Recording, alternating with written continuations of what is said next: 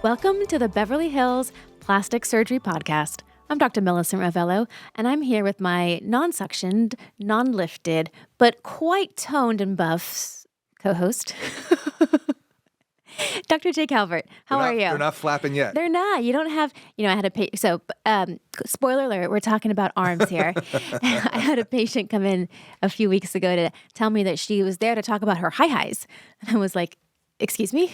And so she picked up her hand and waved it and showed me all the jiggling skin. And she was like, my highs. You're going to fix them, right? Yep, you need to fix those.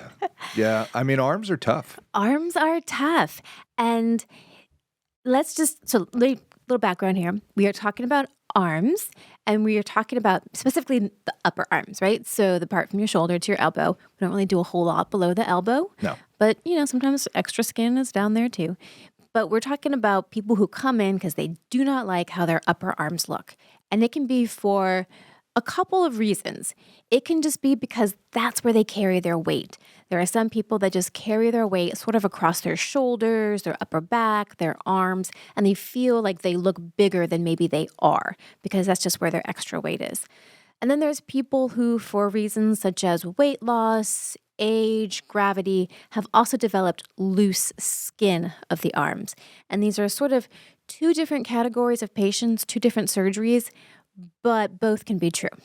Yeah, I mean, people get bothered by their arms for a whole host of reasons. Like being bigger than they think they should be is probably the thing that kind of gets them in.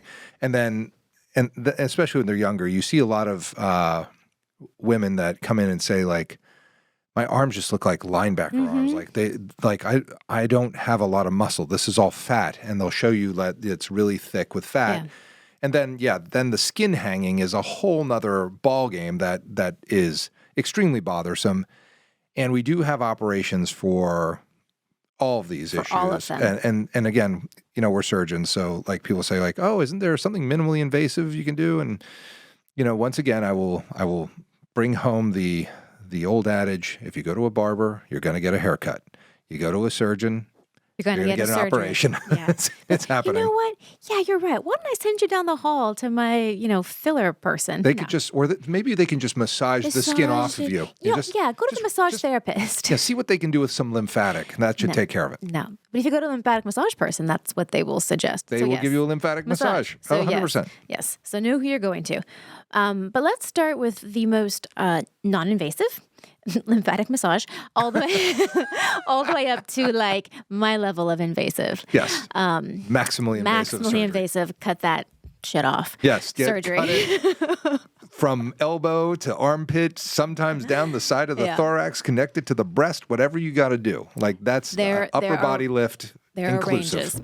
So at its most minimal, okay, let's go super minimal. Say you don't have a lot of fat. Barely any fat, and maybe you just have a little bit of loose skin. You're like getting into like your 40s maybe, and you're seeing some loose skin. You don't have a lot of fat. There are some non-invasive options. Is that you, doctor? I have an answer. No. Oh. Are you asking? Sure, yes. What would you do for that patient? I think that the Morpheus is good for the them. Morpheus. I think that's good for Gold that. star. Thank you. Yes. So I would suggest Morpheus. Yep. Morpheus is a radiofrequency technology combined with microneedling. It's designed for the body and for the face, and it works great for these patients that don't really need a surgical tightening. They just need a little bit of something. So yes, hit them with a Morpheus, 3 treatments every 4 to 6 weeks, and that may be enough. And you said you've seen good results with your patients that you've recommended that. I think for the arms, it does work pretty well. Good. I think it's a good way to go because you don't lose anything, and if it doesn't work, then you can go to our next level. You can go up to the next level. Say you're a patient that has some fat on the arms, but relatively good skin.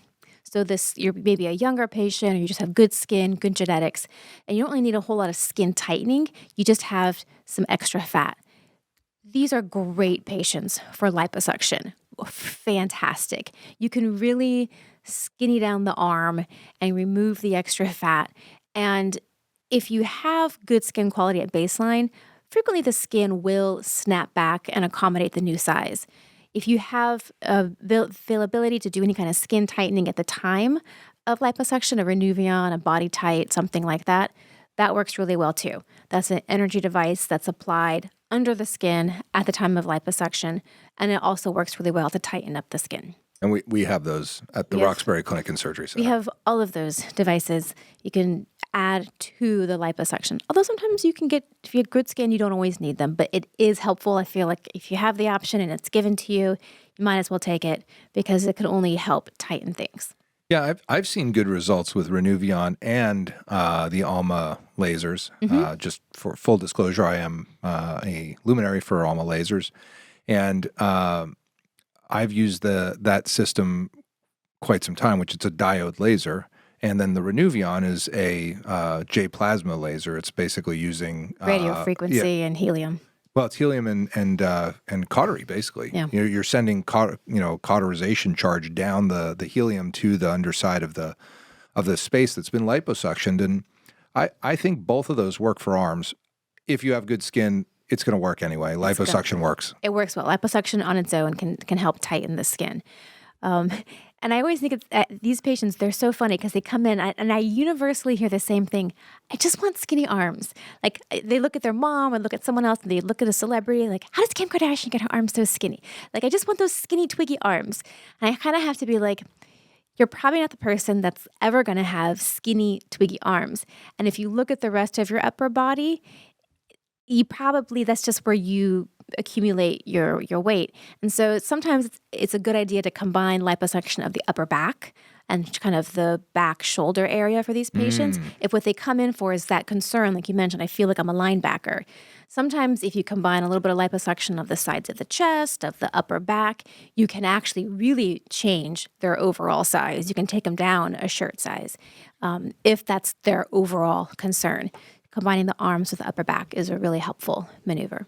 Yeah, and it's the aesthetic. I mean, that's the whole point is that you want to do the arms, but if you need to do the armpits, the axilla, the thorax, along the chest wall, the back. I just did bra fat on somebody. It looks so much better. I mean, she still has the skin. I'm going to say that because I was like, we probably need to cut skin off. She goes, I don't want those scars. Yeah. The scars are tough. Those upper back lifts. Yeah, that's the next issue, right? It's patients that have extra skin. Yeah. And now we're getting into that arm lift territory, the high highs that people come in with. Because sometimes there is an abundance of skin in the presence of extra fat or just on its own. You might just have the extra skin. And if you have extra fat and extra skin, then you need liposuction combined with a skin excision. Sometimes you can get away with just a kind of a skin excision, and that's called a brachioplasty. There are various degrees of brachioplasties. At its smallest, a limited incision brachioplasty, you put an incision in the armpit, like right, where you put your deodorant, and you just take out a little crescent of skin and you kind of pull it up towards you and you suture it down and you're like, oh, you're fixed. That doesn't work. But it doesn't really work. No. I mean, maybe if you have like 2 or 3 centimeters of extra skin right next to your armpit, that might work. But if you're trying to hide the incision while still taking out, a moderate amount of skin, it's pretty hard to do while still keeping that scar fully hidden. So the limited excision surgery, I would probably refer that patient for one of the energy devices, liposuction plus the Renuvion plus a Morpheus. I think would get you the same benefits as a limited excision for the brachioplasty. A traditional brachioplasty incision, they suck. Those incisions start in the armpit and they usually have to go all the way down to the elbow. The times when I've tried to not go all the way down to the elbow, the skin doesn't drape right. It's not in continuity. You still look like you have extra skin around the elbow when maybe you didn't look like you had it there before. Like you have to treat the whole upper arm as a unit. It's kind of hard to just break it in half and say, I'm only going to put an incision here because it doesn't always flow very well. So that incision sits on the inside of the arm, so right under your biceps. So if your arms are by your side, you're not going to see it. You won't see it from behind. But yeah, if you wave your arm and you say hi to somebody, you will see that incision front and center. So patients that come to me and say, well, I'm doing this because I feel so self-conscious in tank tops and short sleeve shirts because of my arms. Well, now I'm putting an incision on your arm. So it's a hard thing to have to wrap your mind around. Yeah, I've found that the bicipital groove, this incision that goes, from the armpit down, as opposed to on the back of the Oh arm. gosh, I don't know why do people ever do that? They're like, well, because then you can't see the scars. I'm like, yeah, you can, but what But about everybody else everyone does who's behind you. behind you? Yeah. Yeah, that's one technique is to put it down the back of the arm, and it's got to be the ugliest thing. Sorry if anyone out there does that, but you A lot of shouldn't. people do that. A lot of people do. I mean, It's ugly. that was the first brachioplasty. Like I went to a body contouring course with, and I won't say who, but because he's a really great guy, but he showed that incision on the back of the arms, and I was just like, I have a question. What? Whereas if you do it in here, it does. So I will tell you though, if you really get after those scars, you microneedle them, you inject them, you do everything that you can, they can be Okay. okay. I have Over some that are time. really okay. Yeah, this is like a year or two long process. I saw a Yes. lady back who is 2 or 3 years out from her brachioplasty, and I thought her scars looked awful that whole first year. And then when I saw her a few years later, I was like, oh, those actually aren't so bad. Can you see them? Yes, but they were way better than they were at even a year. I mean, you can work at them. It's Yeah. like, you just have to, you got to make it part of the plan. Part of the deal. And even people, and I hear this all the time, oh yeah, but I scar really well. Or, if I've done 3 surgeries on them already. We've done their tummies, we've done their breasts. And yes, those scars are beautiful. They're like, yeah, but look how good these look. I'm like, I don't care how good those look. Yeah. The ones on your arm are not going to look great. And it's for a couple reasons. This area is particularly prone to wound breakdown. I think it's a combination of just poor blood supply to that area. And even if you don't pull it super tight, there's a tension on there, and their incisions are prone to opening up. And then even if they don't open up, they tend to thicken, they get red, they widen. It's not a place that's optimal for wound healing, no matter how well you scar. So that is my concern about putting scars on the arm, is that those scars are going to be very visible. Do you tend to bring the brachioplasty scar down onto the armpit on the chest wall? Is that sort of your norm? An L brachioplasty all the time. Yeah. Yes. But that just speaks to a lot of the patients that I have, which are usually weight loss patients. So their extra skin doesn't stop in the armpit. It involves the upper body and the sides of the chest.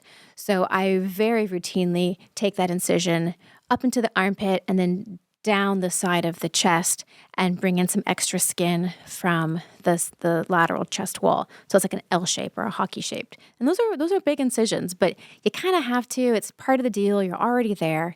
And then in a really extreme situation, you can incorporate it with an upper body lift or a breast lift, but then it just gets really fancy. So I usually, if I can, just stop with the brachioplasty. That's enough incisions to heal at any given time. We can come back and do more later. Yeah, I mean, it's there's, with body lifts, you really can be very creative. You have to kind of address the problems. I always just tell patients to give me like, what are your highlights? Like, what's bugging you here? Because that's what we should do first. And if it's the arms and the breasts and the back, well, then that's what you go after. If it's their tummy, you do that. But I mean, I am so out of that business now. I'm really happy that you're doing it. And I usually start with the tummy or the breasts because I worry that if I start with the arms, I'll never get them back. You should do that last. That's a good idea. Because they're going to love their tummy. They're going to be thrilled with their breasts. And then we can talk about whether or not it's a good idea to do their arms. But if they start with their arms, they might just quit right then and there, based on how the scars look. And the other thing that we didn't mention is the healing of these brachioplasty scars. So for the first couple of days, it's like post-surgery, there's some drainage or some pain. But it's okay. You get through it. There's some positioning issues you have. You can't raise your arms higher than shoulder height for a couple weeks just to keep the incisions from breaking open. The problem is a lot of them just will break open regardless. And that means that the incisions that look beautiful on day 7, beautiful on day 8. By the time you get to day 10, you're seeing little areas start to open and separate. And then you're doing prolonged wound care, and it's a pain in the butt, and they're doing all these dressing changes. So the recovery process from a brachioplasty is just obnoxious in a lot of ways. And they're uncomfortable, and it's like sweaty under their arms, and like it's not a fun recovery. I'm really selling this surgery, aren't I? I want to have one. I'm ready. Yeah, sign me up for what she's talking about. No, but But if you need very it, happy. They're very happy when it's over. I can tell you that. I have a lot of happy brachioplasty they patients. are. I know, and I'm like bashing this surgery, but you are so right, because they are so tired of dealing with that extra skin and having to buy shirts 2 sizes too big for them, that when you do remove the skin, they're like, yeah, whatever, it's a scar. Who cares? Just look at the before and afters. They are dramatic. I mean, I've got ones with like skin hanging down, and then it's gone. Yeah. And that is very satisfying. And so from that standpoint, it's a winner. But from a plastic surgical going through it standpoint, it's a process, and you have to be up for it. Right. So that's where it just comes to really choosing the right patient. I mean, I am not shy to jump on saying, you need a tummy tuck. Let's cut that skin off. Like, don't futz around. Like, let's do this. Same thing with a breast lift. When it comes to the arms, I'm like, ooh, can we get away with anything else? Yeah. And if the answer is yes, then I will try to do everything else first. Some cases are a slam dunk. No, you got to take some skin. But if you're at all borderline, I may try and push you towards doing something a little bit less, with the knowledge we may need to come back and take some skin. I think that's the way to do it. I definitely read the riot act on all liposuction of the arms cases, saying like, look, you may still need the skin off. You may still need the skin off. And then the only other patient population I want to touch on that I see frequently coming in requesting an arm lift, and they probably need it because they have extra skin. The problem that they also have is that their arms are just really large, like really large. And here's the thing with a brachioplasty. We already talked about why it heals so poorly in just about anybody. But then if you put on top of that a lot of fat in the arms, it's really never going to heal. And so if you're coming in asking for an arm lift, but your arms still have a lot of fat on them, you're going to need an aggressive amount of liposuction. Like that's 2 surgeries in one. You need full 360 liposuction of your arm. You have to skinny it down as much as possible and then do the skin excision. So that's like 2 surgeries in one, and the price is going to reflect that. Because if all you're trying to do is remove the hangy-downy part and you're leaving behind these big, thick, the high-highs, but you're still leaving behind a big, thick arm, it's never going to heal well. And the wound healing issues on that will be abominable. I do most of them that way when I do them, where I suction them like aggressively. I have to say, though, it does work out. I only mention that because I have patients that come in and have somehow eked out an insurance authorization for the brachioplasty. And I refuse to do it unless I can do the liposuction. Insurance does not pay for liposuction. And so they get very upset that they now have to pay for a liposuction procedure. I'm like, well, you're welcome to go somewhere else. Maybe someone else won't do that. Right. But for my purposes, to get you the best result and to minimize complications, you're going to have to pay extra for the extra liposuction. Yep. It's always the insurance company has a way of saying, like, we'll do some of it. Not all of it. It's not just liposuction of the skin you're taking. Like a lot of times I can just do that. Like just that extra part under the arm that hangs down. You liposuction that part routinely as part of the surgery. I'm talking about all the extra 360 liposuction of the entire arm. Oh, yeah. That's not included in a standard brachioplasty. No. That's going to be extra. So. And this stuff ain't cheap. We always talk about it. Listen to the Cost of Plastic Surgery podcast, which everybody has said, like, yeah, I listened to that and I get it. I get it. I get it. It's expensive. Or whatever. Yeah. But it is. Plastic surgery costs money. I'm sorry. It does. It is. It costs us a lot of money to do it. The average price of a car in the country right now is $55,000. If you're going to spend, wow. I know, right? If you're going to spend that much on a car, don't you think you should put just as much an investment in someone that's, cutting up your body? Yeah, so when I was growing up in New Jersey, I remember that plastic surgery was the cost of a car. So if when I was a kid, a new automobile was probably like 10 grand. Yeah. But if you wanted to get a rhinoplasty or a facelift, I mean, there are people charging 10 grand. 10 grand. And there are people right now, right here in Beverly Hills, charging a little more than 10 grand for a rhinoplasty. Yeah. That's 30 years later, 35 years later, the price hasn't really changed of plastic surgery that dramatically. Right. The price of automobiles has. Everything else The in this $10,000 world. car that we were buying then is now a $50,000 car. Yeah. Probably more. It's probably more a $60,000, $70,000 car. So plastic surgery has gotten less expensive as there are more people doing it. It's less expensive to deliver. The risks have come down. Because by the way, back in that time, plastic surgery was a bit dangerous because of the anesthesia and all that sort of thing. It was a commitment. Yeah. It was a whole different ball game. So I think it was a bit more of a stretch for people to have plastic surgery. Today, safe. The techniques are effective. The results are really, really different, and it's very reliable when you go to a board-certified plastic surgeon. So I think today, things have changed, but still, it ain't cheap to get a brachioplasty. With your 360 liposuction. But, come and get checked out. See what works for you, where you fall on that spectrum. Look at the before and afters. Interventions. We always say it. Look at them. Check out the scars. Be very realistic about that. Maybe you need them. Maybe you don't. But like you said, as much as I've been whining about the surgeries, very happy patients. Patients are happy. Patients are really happy. They have the worst wound healing issues, and they're like, Doc, I love them. I don't even want to mention thigh lifts, so we won't. No, we're not even going to do a podcast about it. Good.